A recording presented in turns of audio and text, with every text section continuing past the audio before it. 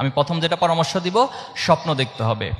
Barack Obama তোমরা জানো যে তিনি আফ্রিকান এবং আমেরিকান বাবা মায়ের ঘরে জন্ম নিয়েছিলেন, এবং তার জন্মের কিছুদিন পর তার বাবা মায়ের বিচ্ছেদ হয়ে গিয়েছে। নানির কাছে বড় হচ্ছিলেন। যখন নানি ওনাকে প্রথম স্কুলে ভর্তি করালেন, স্কুলে ম্যাডাম ওনাদেরকে এম ইন লাইফ রচনা লিখতে বললেন। বারাক ওবামা বসে বসে ভাবতেছেন এম ইন লাইফ কি হতে পারে, পৃথিবীর সবচেয়ে সেরা এম ইন লাইফটা কি হতে পারে। ম্যাডামকে জিজ্ঞেস করলেন, ম্যাডাম কোন এম ইন লাইফটা সবচেয়ে বড়? বলে, তুমি যদি আমেরিকার প্রেসিডেন্ট হতে পারো, এটা তোমার লাইফের সবচেয়ে বড় সফলতা হবে।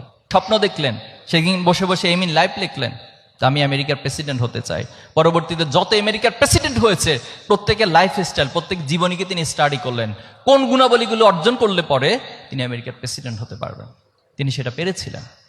সুলতান দ্বিতীয় ফাতেহ মোহাম্মদ, যিনি বর্তমান ইস্তাম্বুল, কনস্টান্টিনোপল জয় করেছিলেন।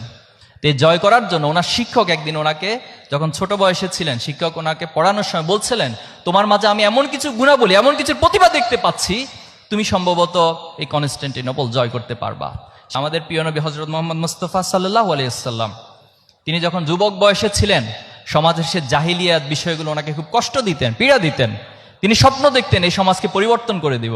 একটা পর্যায়ে তিনি স্বপ্ন দেখতে দেখতে সেই পুরো জাহিলিয়াত সমাজকে একটি আলোকিত সমাজে পরিণত করেছে। এজন্য আমরা তোমাদেরকে প্রথম পরামর্শ দিব, প্রিয় শিক্ষার্থী।